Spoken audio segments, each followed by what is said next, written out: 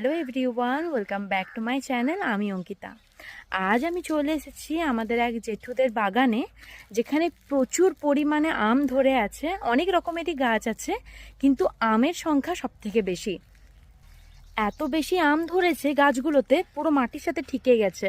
আপনাদেরকে দেখাই, এই দেখুন, মানে অনেক অনেক আম ধরেছে।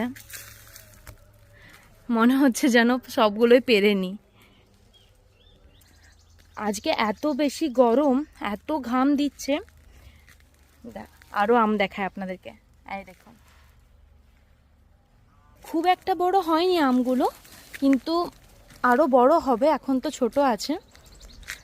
এই হচ্ছে পুরো আম বাগানটা ওদের।